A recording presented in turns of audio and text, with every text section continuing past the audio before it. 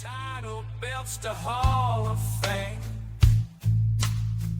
Doug and Tommy carved the name. Fists of fury and hearts of gold. Every story, every fight retold. Tales of glory, laughter, cry.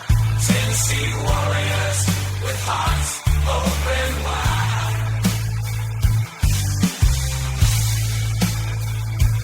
In the ring or on the air, legends living without a care. On the mic they roar, on the mat they soar. Dangerous conversations, fans wanting more.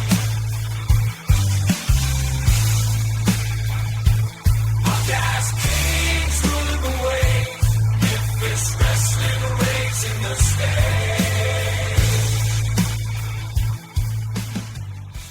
Hey everybody, welcome back once again to Dangerous Conversations with Dangerous Doug Gilbert. And this week, Wildfire is off traveling through the mountains. He doesn't have a consistent signal right now to get on with us. He may join us a little later, but Doug, you're not exactly at the homestead right now either, are you?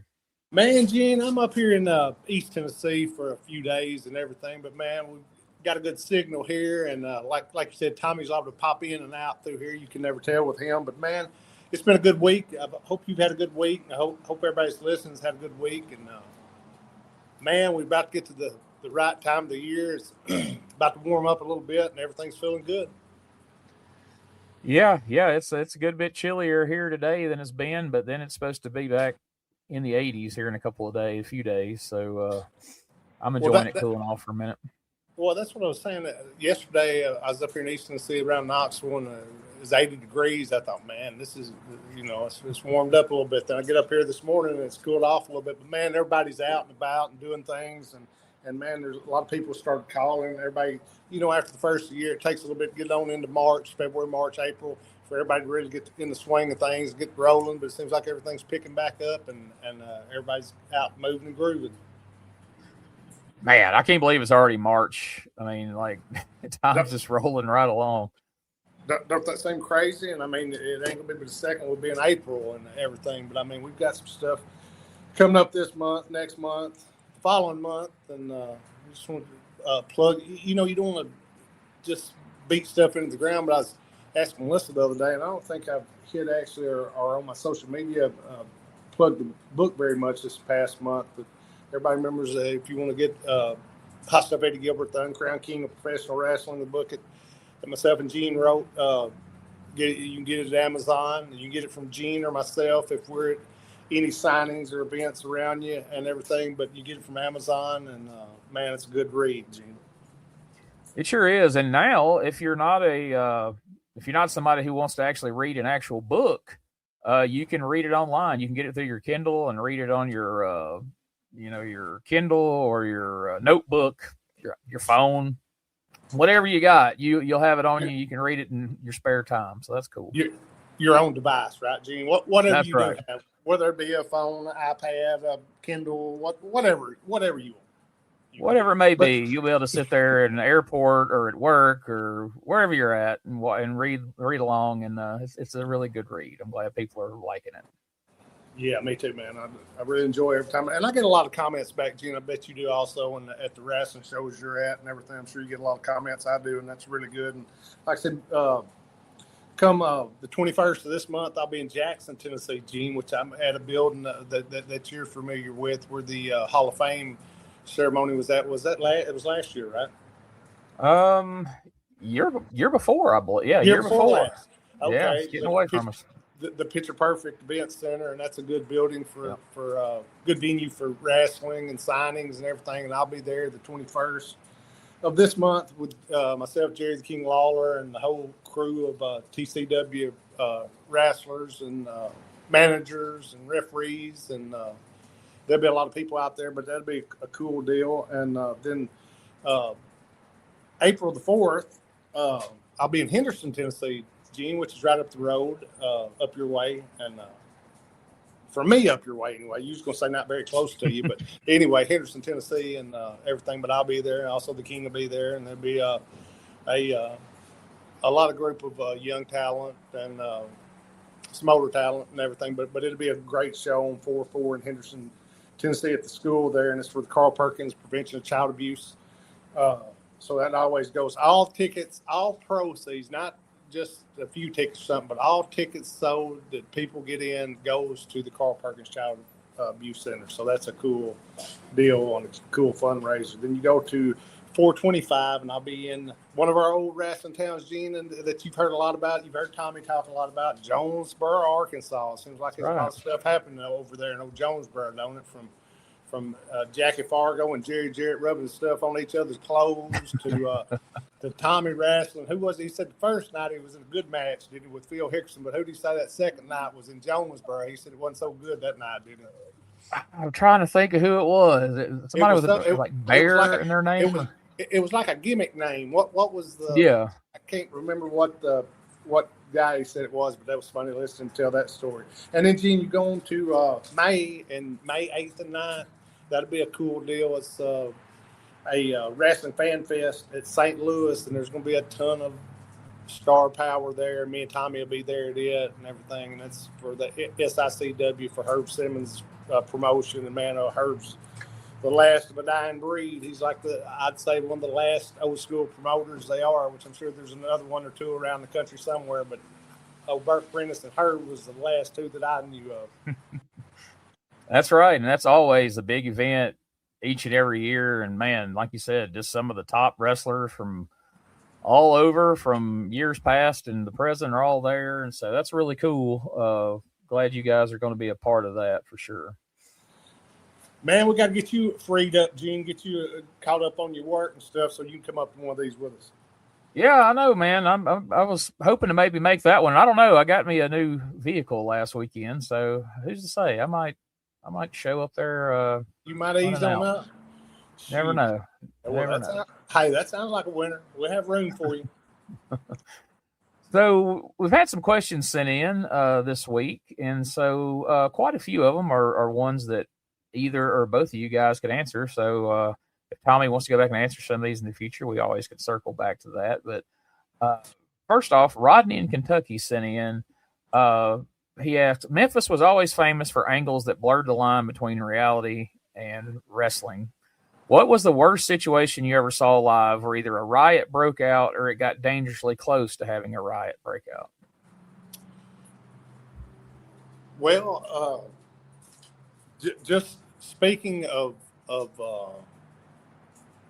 when I started in the business, me and Tommy had some close calls where they'd have to like pull a car in the building and we'd have to leave in the trunk. So I guess that would be near if we would have went out, there would have been a riot or it'd have been some trouble. And I had a few times at Nashville, Gene, that I went out and people just started swinging and wound up being fights. So, I mean, that was, and knock on wood, that was with the police with me. So you can imagine how heated those days was. It was like I was telling you before, Gene, when I was just starting, when I was really young, 17, 18 years old, when everybody gets a few beers in them, and Nashville was one of the places that you could, drink beer and everything as far as the fans. And then, when people drinking tends to make you feel 10 foot tall and bulletproof at times. So I think some of the guys that maybe didn't think they were so tough after they got 3 or 4 matches in, and when we come out in 5th, 6th, 7th match or something, then they thought of all people that they want to fight, they won't fight me because I was the youngest of the bunch. It wasn't Eddie, it wasn't my dad or nothing. It was always me. So, but as far as other situations and other people that I saw that was near riots, Gene, it was a lot of time at the Coliseum. Like I think I told you the one time specifically, like with myself and Eddie, we was going to a car and we was in our parking lot. It was caged. It was like 8 or 10 foot tall. It was like a prison kind of deal where you park inside, nobody could get to you.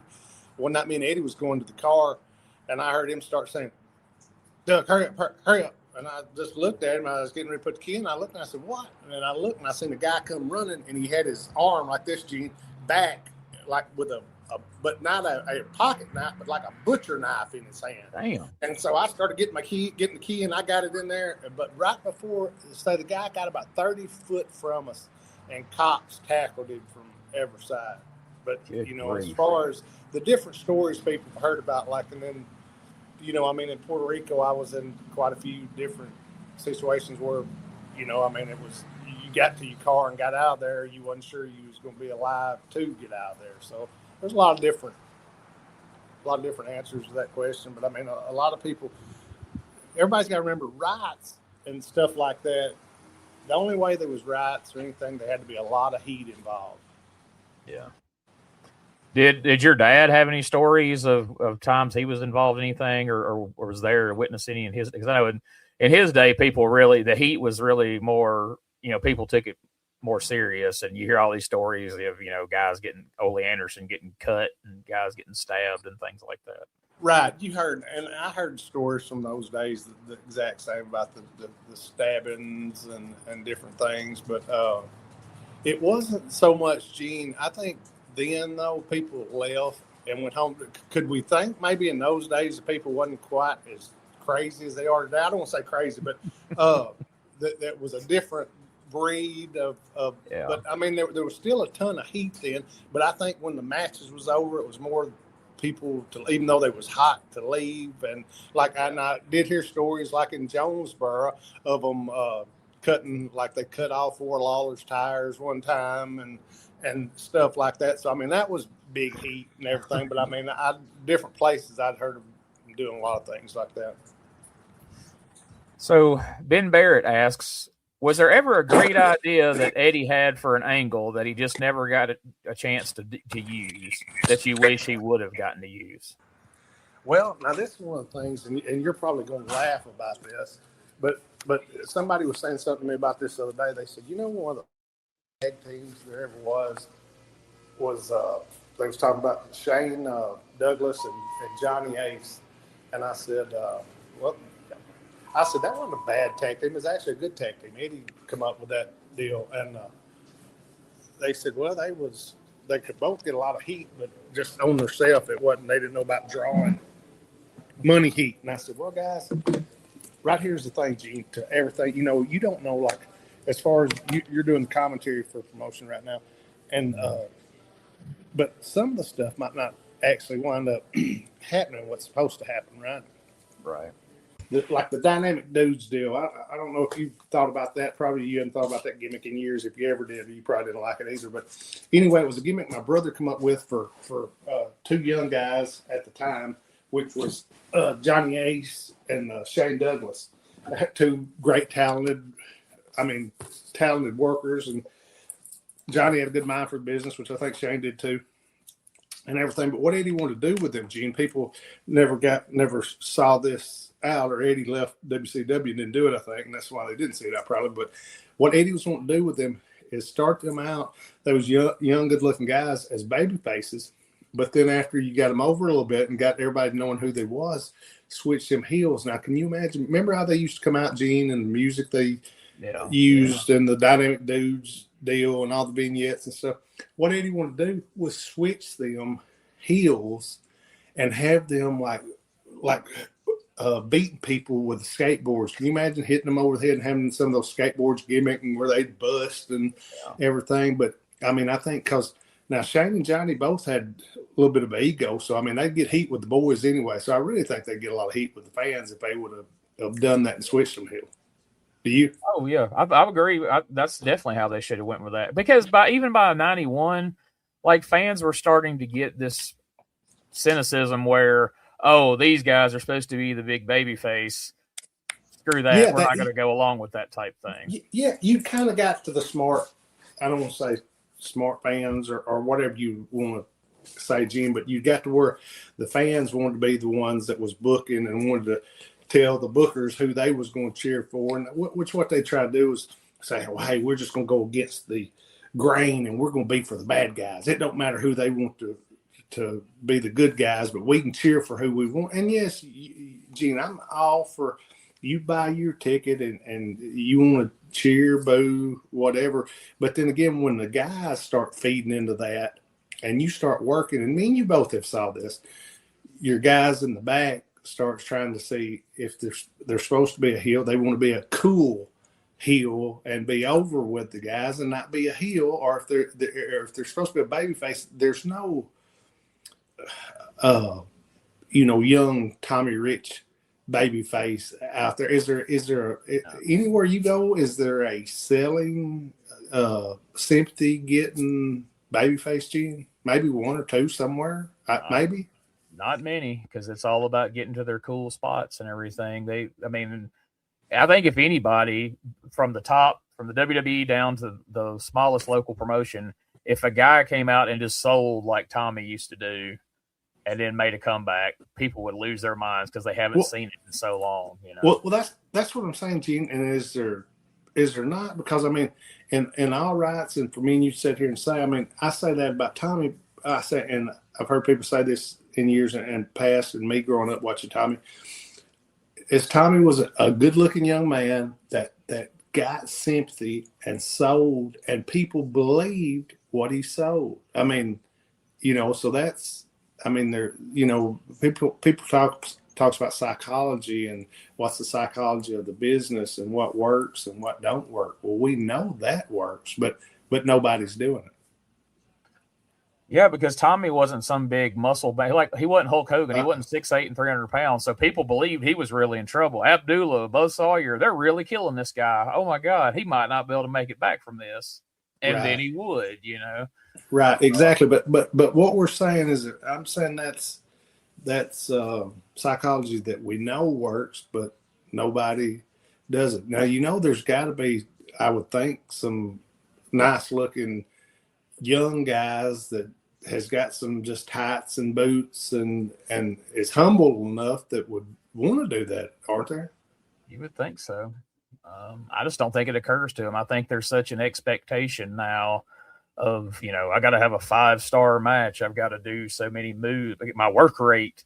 Like, that wasn't even a term for you guys, was it? Like, I know it got said in the dirt sheets. I'm sure Eddie heard it, and he might have threw it around a little bit, but Meltzer and these guys would not. Dusty Rhodes is a terrible worker because he has bad work rate and he doesn't do enough cool moves and shit. And it's like, come on, like, is that really what it's about?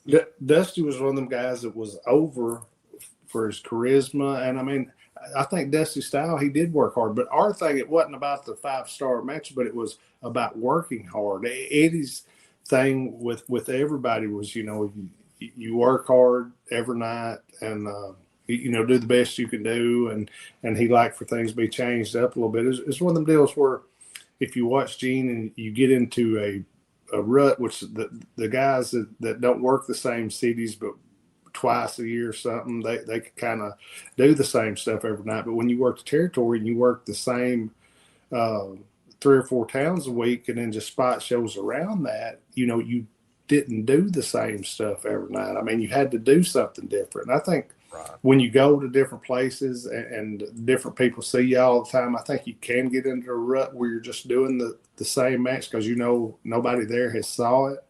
Yeah.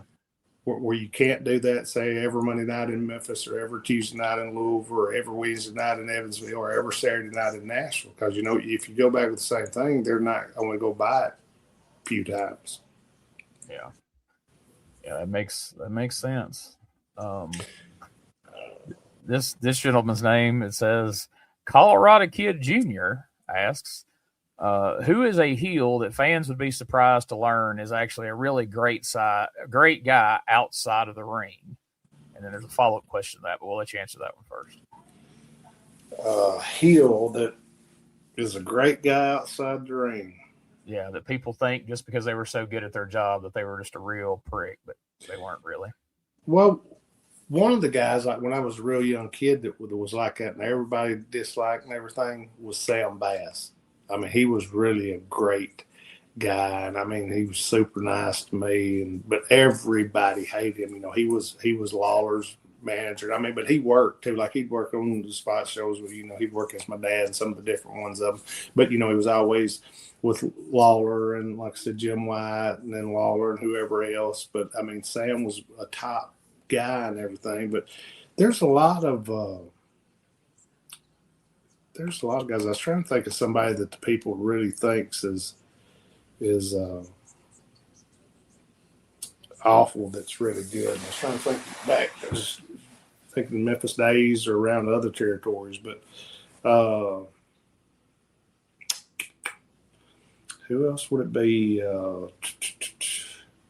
Genuinely trying to think what about a guy like the Mongolian Stomper that everybody thinks is just this silent monster and everything? How was he was really cool. Gene, you hit on one there. Archie Golding, I think was his real name, and everything. He wound up moving after he got out of the business up here to Knoxville, and he wound up being like a deputy or something. I think it was up here in Knox County and everything. But now he was a really good dude and everything. But now he was quiet. Like, I mean, he would talk to the people and everything, but I mean, you had to kind of get to know him and everything. But he's one of the guys that Bret Hart said on if he had like a Mount Rushmore of wrestlers from Canada, he would be one of the ones on there. So I thought that was kind of cool, which I really thought he was really good also. But like for a guy, he started up there for Bret's dad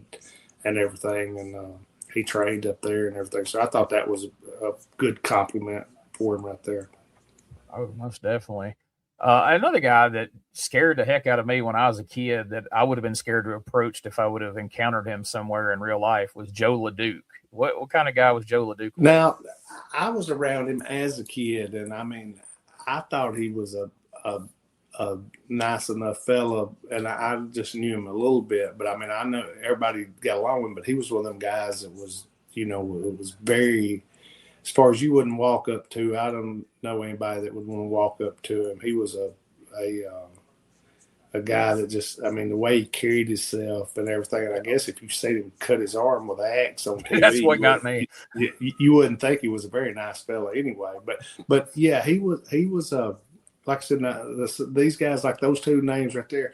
Now they're not out and going as far as to run up to you and just talk to you. But I mean, yeah, like you're saying, as far as people not knowing and them actually being cool and okay, yeah, they are that. And here's one of the guys that I never did get to know. I don't think many people did, Jim. But the only time I got to know him was when I run from him one time was I was getting the stuff like when I was a kid from, when wrestlers take their jackets off, I was getting Lawlers. And at one time they brought like the Sheik in, the original Sheik for a week or two. And man, I don't know what it was about him because when I finally seen him, I was as big as he was. He wasn't no big fella or anything, but he was just, the crazy like gimmick that he worked and everything. He was a scary type fella. Yeah, he's another one I wouldn't have wanted to encounter back then. That he was pretty scary. And for the most part, they said that he, even like in the dressing room, he didn't talk a whole lot. Like not a lot of people knew how he really sounded or anything about him, and that. You can only you could be like, "What's up, Ed?" or nothing like that. Yeah. Usually he dressed by himself, and when it was the territory that he run, he'd always have 4 or 6 guys outside his door, like in suits and stuff.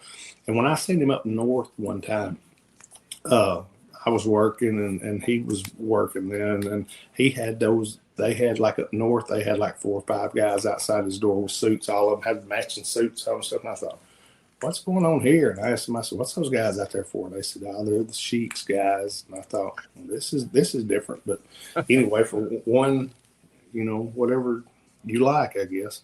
Yeah. So he had an addition to that question. What baby faces did fans love and think were really nice people who were actually assholes in real life?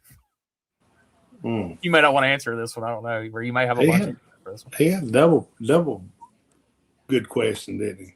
Yeah, he did. I was fixing to say, as far as the good stuff, what we need, Gene, is where it pops up here a big list that we can go by and say yay or nay. Yeah. I was trying to think the good guys that we was around. Let's just say all the good guys was pretty good fellas, Gene. I'm sure there's a few that wasn't the top of my list, but we was all a little bit different. But a lot of the guys, I was trying to think, just off the top of your head, can you think anybody that we've talked about before that wasn't? Not really. I mean, I think there's probably a lot of guys who were baby faces that probably weren't naturally outgoing people who were probably awkward if people come up trying to talk to them like in public. Maybe they came off a certain way or something. You're fixing to laugh, and he's a good guy, but you know who you would get the wrong if during the days that he was working, who you get a wrong impression from? Who's that? Tom Pritchard. Yeah, I can see that. And I don't mean that bad because I love Tom, and Tom's a great guy and everything, but I know how Tom is. But now fans coming up and talking to him, and Tom wasn't always ever in the greatest mood anyway. So I could see somebody thinking after they left him, well, I ain't saying that he was awful or nothing, but saying, man, what about this guy? I'm trying to think who it was that said one time, said Tom Pritchard has never had fun in his life and doesn't enjoy anything. It's his personality. They said he's actually not really that way, but just said if you're around him, you would think he's never having a good time. He's never happy. He would make you think he just look at you like he's just miserable. And I told him one time, and it was one time I think after I don't know that that's right. I think he's maybe only been divorced once, maybe not even once. I don't know. But anyway, he had some kind of problem. This was before we was in Continental, and I asked him one day. I lived in, say, this apartment here, and there was an apartment between us, and it was Tom's apartment. And we lived in those apartments for 2 years. You know how many times I talked to Tom at those apartments? I think twice in 2 years. But me and him got along. I mean, we talked at the matches and everything, but I'd see him at the pool and wave or something. But as far as I laughed, my logic was just leave him alone, and if he wants something, we'd talk. But Tom's a cool dude, but he's one of those guys that I could see people saying, "What about this guy?" Knowing that's his personality makes that Dr. John Richards story even funnier to me. Oh yeah, that's why I love people laugh at me when I always talk about him and say, and I tell him every time I'm coming up here to East Tennessee, I say, I'll call you Tom and see if you're busy, or if you ain't, I'll take you out because it entertains me. To me, it's funny. To a lot of people, it would bother them. To me, it's funny, which I know him and he's cool and everything. All right. So next up, Paul Thompson asks, who is someone in the wrestling business that just doesn't get the respect they deserve for whatever reason?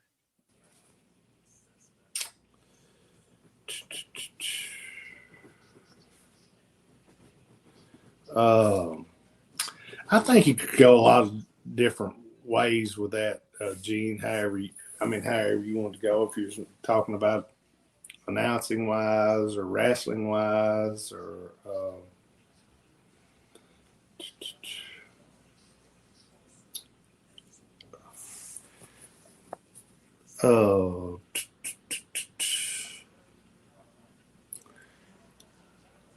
I think during this time when he went and worked for Vince, I'd say like maybe JYD, somebody like that, which he was kind of over, but didn't ever get wasn't over like he was for Watts, but he wasn't put in that position to be over. But there's a lot of different guys. I think a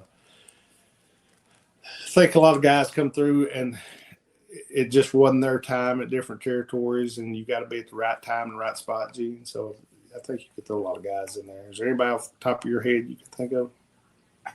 Not a specific person, but I think like we talk about folks that don't get the respect they deserve. I think people from outside the wrestling business don't understand or respect what a referee does and what a big part they play in the match, and that some promoters don't respect that, to know that you can't just throw anybody in there and be a ref and it not stink the joint out.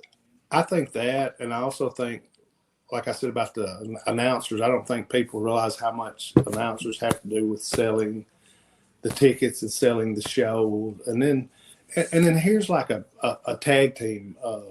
Do you remember when the Assassins was in here a lot on and off in the Tennessee territory, and then Fire and Flame and all that? Do you remember Roger Smith and Don Bass? Gene? Yeah. Well, I always thought they did great business. And I mean, they usually did good houses when they used them and everything. I don't think they ever they wound up getting Roger out from under the hood one time and called him Dirty Rhodes. And I always, Roger was, I thought, a great worker. He moved for a big guy, moved real light on his feet. And I thought Don was good, but I think there's two that probably didn't get the respect that they should have and everything. I agree with that 100%. Both of those guys, like you said, they played so many different roles and was in main event angles with the Fabs and Right. Rock and Roll Express and all these different people. And Gene, you asked me a while ago who was two good guys. It was heels. Now that's two really good guys. Yeah. I was around Don Bass quite a bit in Corinth and everything. I never got to meet Roger Smith, but I heard a lot of great things about him. I interviewed him one time, and he was just as good as a face as Dirty Rose as he was as a heel. Like, he could do whatever they needed him to do. He was the guy to get it done. And Gene, Don started right in wrestling school with my dad, right? And he started. No, I didn't know that. Yeah. I'll be darned. So, I mean, I know he was trained right, which I laughed at different people. I've told different people that, and they said, well, boy, him and your dad sure worked a different style. I said, well, they could work whatever style they needed to, but I don't know what they was talking about, Don getting the most out of everything and kind of getting away with doing a little less. But, I mean, he was trained the same way my dad was. So that's, I say that to people, and they say, are you sure? And I say, yeah, they come out of the same school and everything. I said, my dad just was, I don't say more of a go-getter, more of a wrestler, and Don was more of a gimmick type guy. I don't mean gimmick like using it as in a derogatory, remark or anything, but Don got the most out of it as least as he could, and he done a good job at doing it. Yeah, and it made him a little more anonymous when they would switch him out between the assassins and the interns or Fire and Flame or whatever. Right. There wasn't so much stuff that you could pin on, like, oh, that's Don Bass, because his stuff wasn't recognizable. It was pretty. Well, I don't mean to say generic, but I mean, you know what I'm saying? Like, there's certain things, even when your dad was Mr. Wrestling, and like, well, that's Tommy Gilbert, because a certain style he has, Right. Right, and he was just a wrestler. And like I said, and the thing about it, though, and I was going to say, had nobody really seen Don before. Now, they did do that Bass thing 10 years ago, but then when they started doing the different hood gimmicks, you never saw Don until your later years when they bring him in as, when they brought him in as a singing cowboy. But during all those years where he wore the assassin hoods, the Fire and Flame hoods, all the different hoods, they didn't bring him in without a hood during those days. So it wasn't like anybody knew who he was. And like I said, Roger was so great. He moved so good to be such a big guy. And that like I said, that's two guys, like you asked me earlier, it takes a minute sometimes for me to think of the good guys, but those guys are two really good guys.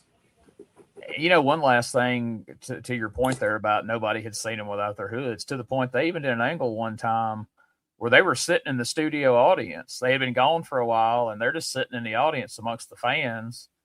And at one point, when their spot comes up, they duck down, they slip those masks on and come out of the crowd and attack the tag team. But, I mean, they were so unassuming. They just looked like a couple of dudes in the crowd. Nobody was really paying them any attention. And then all of a sudden they come out with the mask and attack those guys. Everybody's like, where the hell those guys come from?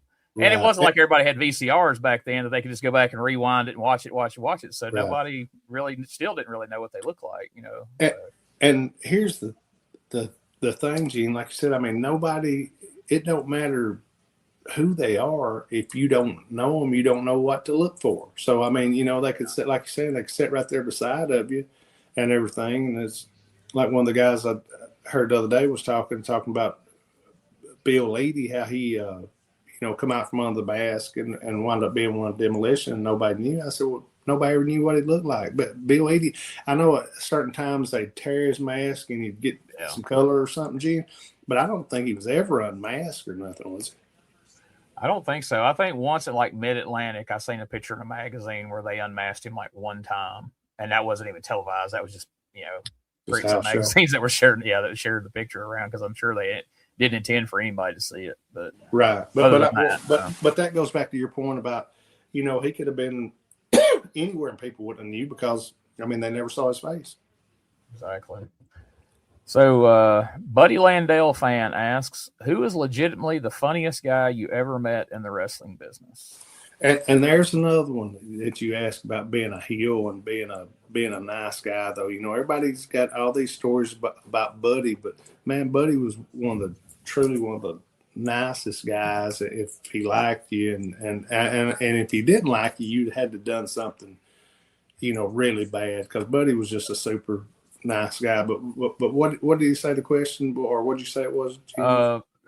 Asked who's legitimately the funniest guy you ever met in the wrestling business?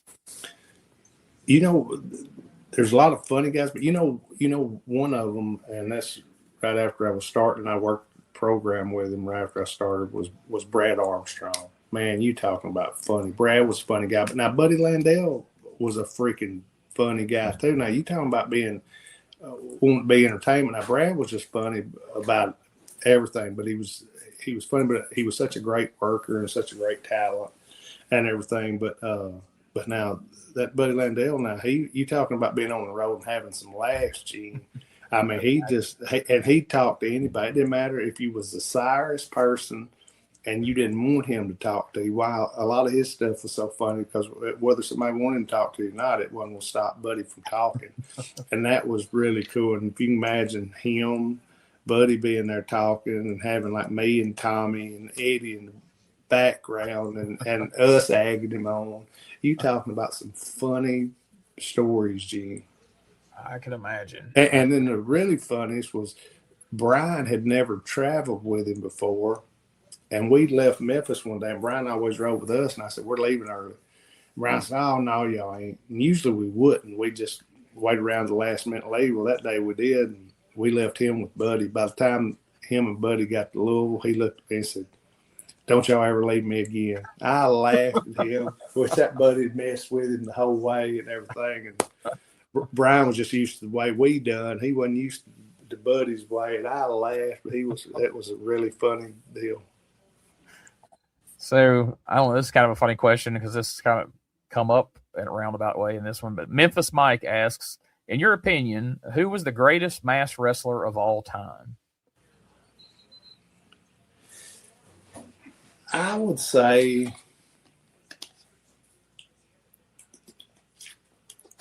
Tommy would say the mysterious Mr. R, I'm sure. Even though he would swear it wasn't him, but yeah, Brad Armstrong was very good. It was Brad. I'd say what I liked was I like Bill Eadie as Mass Superstar. I thought it was one of my favorites, and you're gonna laugh. You know who I liked under hood was Frank Morrell as the spoiler. I thought there's different guys, and then there's you probably say certain teams, which like we talked about Roger and Don as far as the Assassins. And I mean, you go back from like Jody Hamilton, and if you want to say Tom Ernesto, I don't think I ever seen Tom Ernesto as Assassin, but whoever was with Jody during certain times, that would have been the teams. And a lot of people would say Mr. Wrestling too. But what would your assessment be out of that, Gene? And if you wanted to say like even some of the, because it was under a hood, like the Lord Humongous gimmicks, like Jeff Van Camp or Sid, or you got a lot of different ways, and we could go monster gimmicks, as far as different things that we watched, Gene. Or what was something in the Continental Territory mask wise that you liked? Well, obviously the Bullet, was the I wasn't big mask out there. One of my favorites, yeah. So that was one of my absolute favorites when I was a kid was the Bullet. And then but as far as on a national scale, I think you hit it on the head right off. Bill Eadie to me was the most well-rounded and versatile, believable. Those interviews where he wasn't hollering, because that was before even Jake kind of made it popular to do that, but he was real low key and just believed what he had to say. Yeah. And Jody Hamilton was a lot like that as well, but he could still yell and whatnot. But, Mass Superstar would say he's going to do something, and most of the time he'd get in there and back do it it up.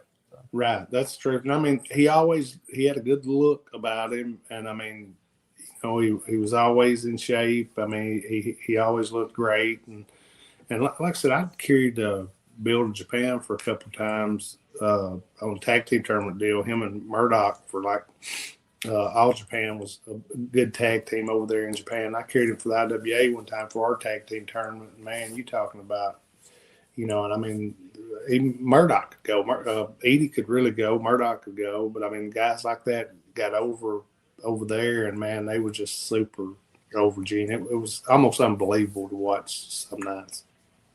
You know, all that brings something up. Another mask guy I should have mentioned when you said Continental, and people are going to think we get a bonus or something whenever we mention this guy. But Mr. Olympia obviously was a favorite.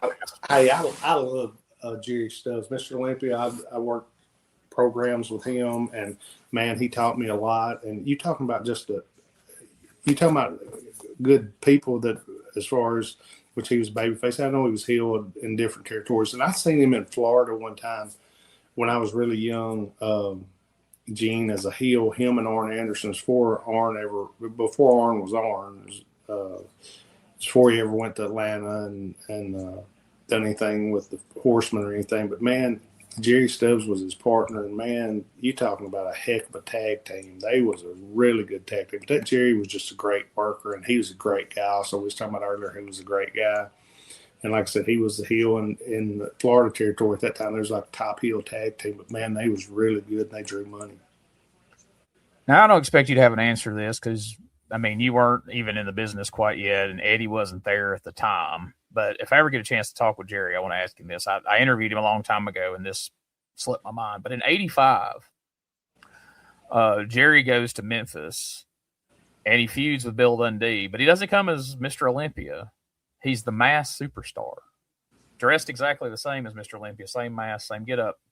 My theory on that has always been he's coming in to feud with Dundee, so you got the superstar versus the masked superstar. That's my only logical excuse I can come up with. Have you ever heard anything about that? No, I haven't. And like I said, I'd have been a sophomore probably in high school at that time, and I watched TVs all at that time, but I don't remember that actually, Gene. But say you interviewed Jerry, but you had never asked him about that. No, I was so hung up on asking him continental questions because at the time Jerry had not really done any interviews. This was 15 years ago probably. And so I was so hung up. Everybody who had interviewed him, the couple interviews I did hear, they all asked him about Mid-South and tagging with JYD and all that. So I really wanted to know about Southeastern and Continental. So just about everything I asked him was to do with Southeastern and Continental. And then later. You didn't ask him about working with my brother wearing them two masks, did you? I mean, you didn't. About that story? Or it may have came up. It's been so long ago since we had that conversation. I can't remember if we talked about that or not. That may have come up, actually. I told you about the which, I mean, you was probably there. You probably remember better than I do about what was it, something of Eddie's against his mask, and so Eddie beats him, but they go like, the kicker to it was they go like 45 or 50 minutes, and you know, he didn't know they was going to go with that, and Eddie just kept on going, and then about 45, 50 minutes, Eddie does something, kind of screws him on the finish, and Eddie grabs mine and says, "You got to take your mask off now," and he pulls it off, but he's got a second one on under it, and so the people then go wild because they've, you know, screwed the heel. And Eddie gets mad in the ring and everything, and the people pop. So, I think that was when Eddie was doing the $25,000 golden challenges, and Olympia had challenged him once and he didn't win, so he wanted to challenge him again. And Eddie's like, "Well, you got to put something up." He's like, "Fine, I'll put my mask up," and then he ends up losing again. But he has two masks. So. And I was one of those people that was cheering when he took it off and he still had the other mask on, because it's one of those things where everybody knew it was Jerry Stubbs. It wasn't a matter of hiding his identity. We'd already established that over the years that it was Jerry Stubbs, but he's the babyface. Anytime Jerry Stubbs was a babyface, he's Mr. Olympia, because when that mask comes off, he ends up a heel again. So we didn't want that mask to come off and be a heel. So and now we got and Gene, you was talking about earlier guys that was heels that people didn't know or wouldn't think was a good guy. You know who was one of my partners, and I mean, at the time he wasn't my partners, but I traveled with him a lot, who was a really good guy, was Tony Anthony. Yes. And I mean, as far as a good person, good human being, cool to, like, I mean, you get off here, if I want to call and talk to him, tell him I'm up here close to him or something, I can get him on the phone, and he's cool to talk to. He's a good guy. He was somebody I was always a huge fan of, and when me and you got to interview him on here, he was just great. And then I got to meet him in Jackson we talked about earlier at that Hall of Fame, and just the nicest guy in the world, you know. And you wouldn't have thought that when he was hanging Tom Pritchard out there by the neck trying to murder him on TV, but Yeah, Turns out, all the not so bad. all the different heel stuff we done that people wouldn't have thought. But yeah, Tony's a super down to earth, nice guy. Absolutely. Yeah, maybe we'll get to talk to him again. Maybe we can get. I'm hoping one of these days we'll get Jerry Stubbs on here. Somebody tell him how much time we've spent putting him over on the show, and he'll come Well, come do an interview with us. I was going to say, if you sometime tell me how to get a hold of him, I'll try to get in touch with him. I love Jerry. I hadn't talked to him in 10 years, but I'd like to. There's all kind of stories to talk to Jerry about. I'll see what I can find on that. Tell you somebody else we might be able to talk to now that he's got a little more free time is your buddy Brian Armstrong. Might be able to come on and talk about some old Memphis and things like that. Did you say more free time? Have you looked at social media in the last couple of days? Yeah, I see that. He wasted no time. Like, I think he's got less free time than he had before now. I might be wrong, which I can contact him anytime, but I love Brian. Brian's great. Yeah, I think that's going to be good for him. I think that was a pretty stressful job. I think he'll probably have more fun going out and meeting fans and doing this. Well, everybody every once in a while needs a break. Gene, I'm not going to say in 2 years he won't be right back, but then again, I mean, everybody needs a break from doing things and needs a reset. And you know, you've had that, and I have, and we all do. I mean, y'all need a break every once in a while. Most definitely.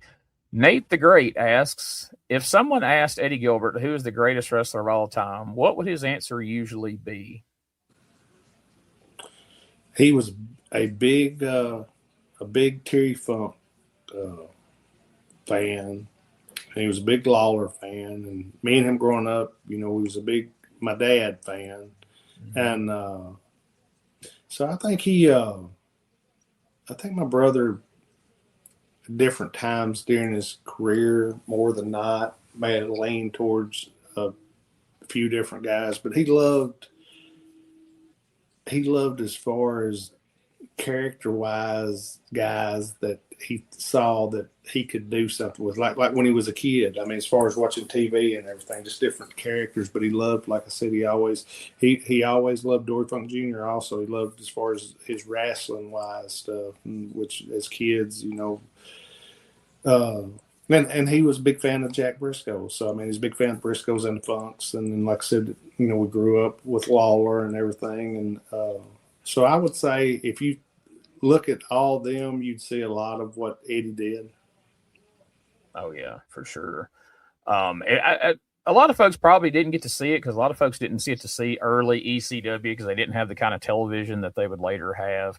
But a lot of it's on YouTube. If you haven't seen the feud with Eddie and Terry Funk in early ECW, go out of your way to go find that on YouTube or wherever you need to go to find it. Because it's such good stuff. They're doing promos back and forth, and Terry's sending in promos from his ranch. That's just classic. And then the matches were great as well. You even had a couple of matches with Terry Funk amongst that feud as well when you weren't jumping off of balconies.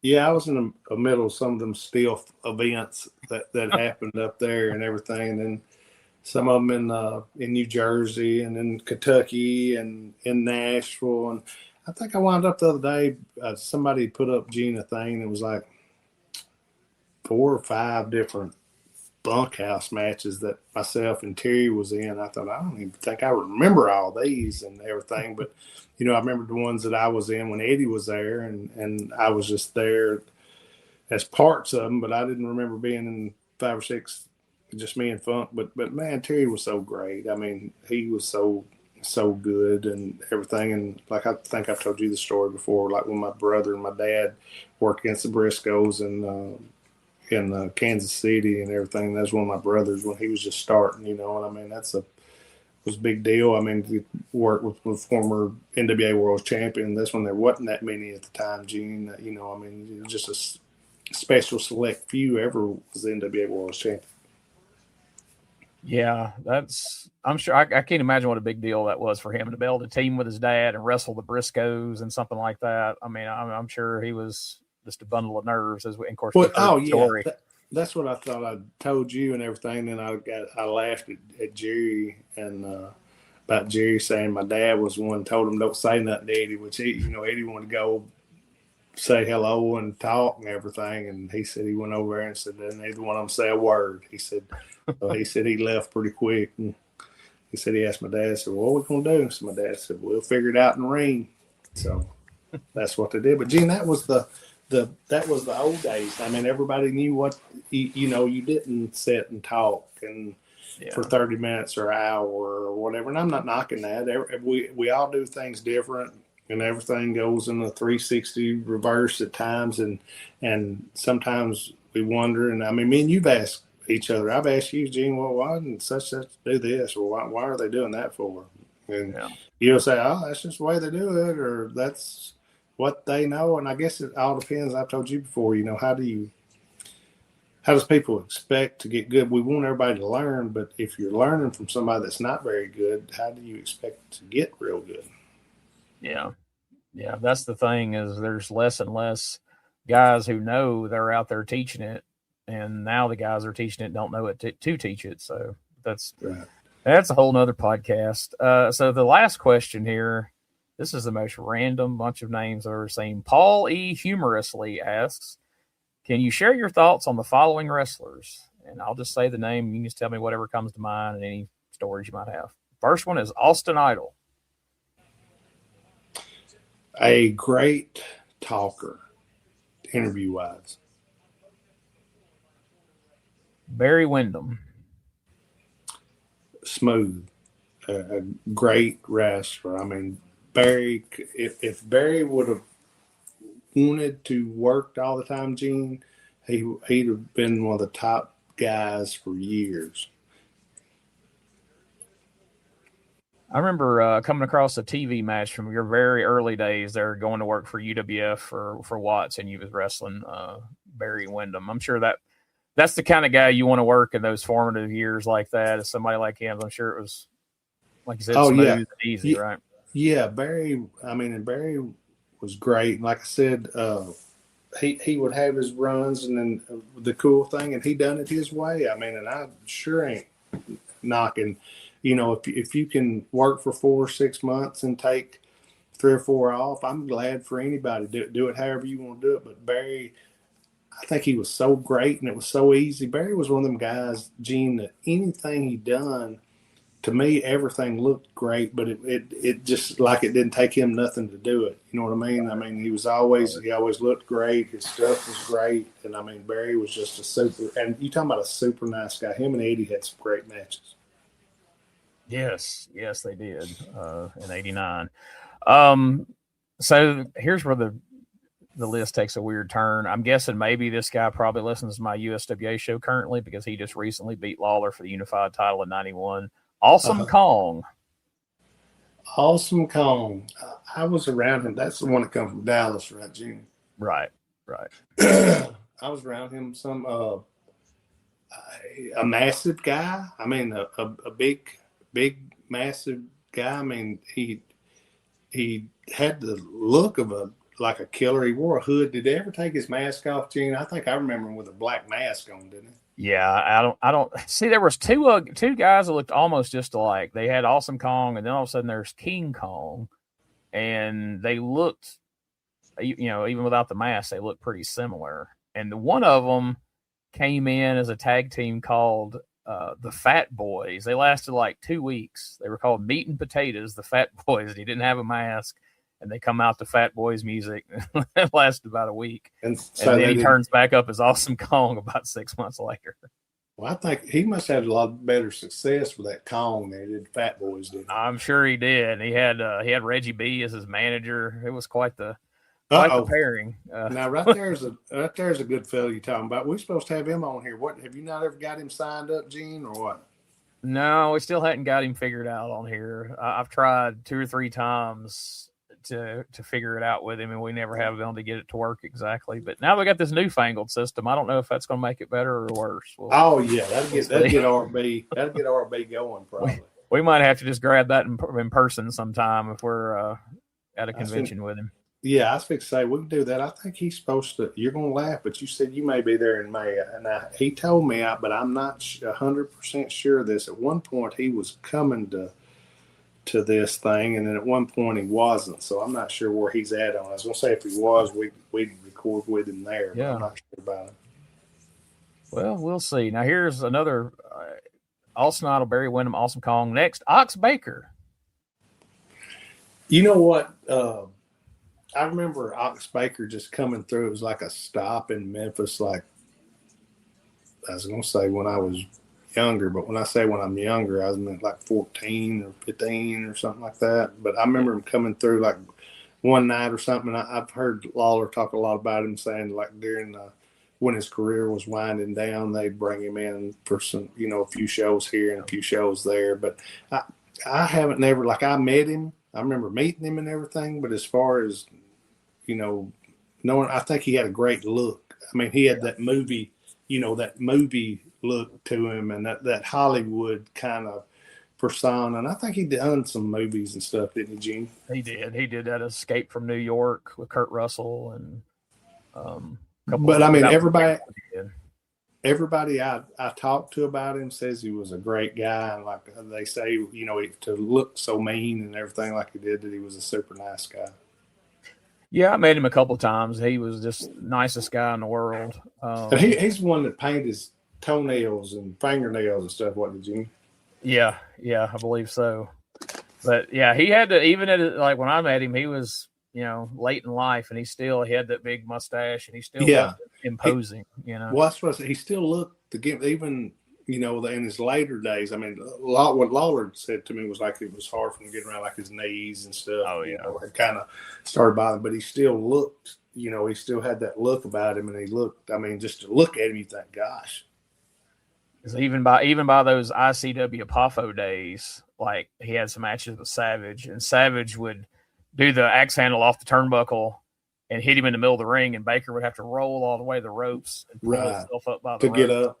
He couldn't get up. It was so sad to watch, but he was so imposing. People were still booking him, and I guess he needed the money, so he kept taking it. But that look, Gene, just and if you had the look he had, and I mean, knock on wood, Gene, we're going to live however long we're going to live, and we all usually need to make some money. I mean, that's kind of a part of life. So, yeah.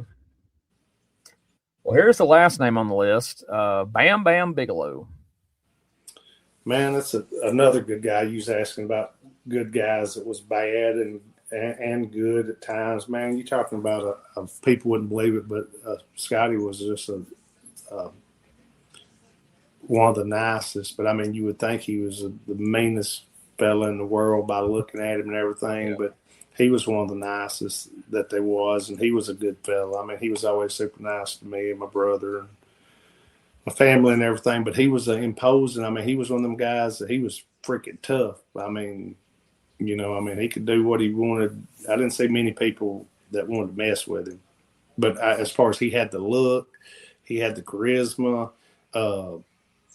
he had all of. He could talk. I mean, he could cut your promos to get people in the building. He could get as much heat as he wanted. And then you could bring him in as a babyface and put him with one of the top guys like Lawler or one of the other guys, and it'd be somebody that was their partner that everybody believed in. What was always amazing to me is he was like, kind of like you mentioned about Barry Windham earlier, like at his size, he could throw drop kicks and come off the top rope with diving headbutts just smooth as silk, like with seemingly like minimal effort. Like it wasn't hard for him, even as big as he was, to do all the things, and he could do anything. It was great. And that is because like Barry was so athletic, but you don't see people made like Scotty was, Bam Bam was. You don't see people made that weight and height that is so athletic like he was. And Scotty was such an athletic dude, but he was so strong, Gene. I don't think he knew how strong he was, but don't get me wrong, I don't think he hurt nobody with his strength, but he was so strong when he would lift you or just raise you, it was just like it was nothing to him. He was that strong. And I mean, he was just, but like I say, he was a good guy. I traveled with him a lot from Memphis to Louisville to Evansville, and when he'd stay in the territory and work spot shows, but then he'd fly in a lot, just do Memphis, Louisville, Evansville, and then every once in a while he'd fly in on a Saturday and do TV and do Nashville and then do Memphis, Louisville, and fly out. But he always, they always, he always done good business, and they done good business with him because he always, through his whole career, I don't think there was one time that Lawler couldn't get him as far as if he was open date wise, that, you know, when he wanted him, he'd get him, and seemed like we'd do good business. I remember he came in like 94 for 2-3 weeks and tagged with Troy Graham, and I always thought, boy, that'd be an interesting car to be in if they were riding together. Oh yeah, that's the truth. But I don't think he was with Troy. That was the funny thing. I think they, like Lawler and them, kind of took care of him and everything. But what was cool was, like I said, when I'd ride with him, we had rental cars and stuff. Me and him had a good time. Well, man, that's another hour gone. Good questions from everybody. Thank you for everybody who sent those in. Keep them coming.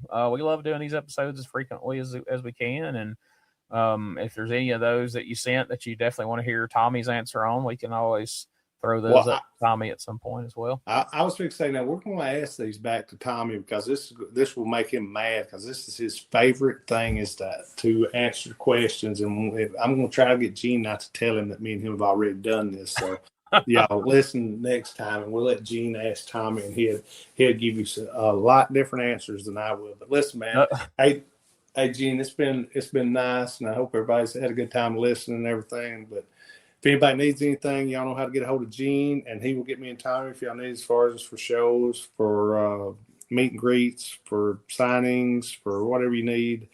Me and Tommy are willing to do it. Just get a hold of Gene, and he will hook y'all up. But listen, we appreciate everybody listening. We hope everybody's had a good time. Thanks, man. Bell rings. Crowd raw. 2 chairs. 1 war. Pull up a seat, turn that dial. Old scars, same smile. Doug leans in, says, you remember that fire? From Memphis nights to barbed wire. Name drop legends, stories get rough. When wildfire laps, you know it's about to get tough. From studio lights with Lance and Dave to the Mid-South Coliseum like a tidal wave. Dangerous conversations, turn it up, let it hit. Doug Gilbert in the hot seat, wildfire Tommy Rich. From Memphis to Japan, every tale, every stitch. Dangerous conversations, you don't change this. Eddie in the car, booking towns on the map. Calling shots, writing fate in a napkin scrap. Cornet heat, fans losing their minds, blood on the mat. They drew that line, talking promos, payoffs plain. How the business broke hearts and blessed their name. From those wild brawls to Tokyo lights, they still swing hard in these late night dangerous conversations, turn it up, let it hit. Doug Gilbert in the hot seat, wildfire Tommy Rich. From Memphis to Japan, every scar, every stitch. Dangerous conversations, you don't change this. War stories, road story, same 2 voices, different glory. Pull that curtain, let it fall. If you think you've heard it all, you ain't heard it all. Dangerous conversations, turn it up, let it hit. Doug Gilbert in the hot seat, Tommy Rich. From Memphis to Japan, every truth, every myth. Dangerous conversations, you don't change this. Bell rings, fade to black. Same 2 legends talking back.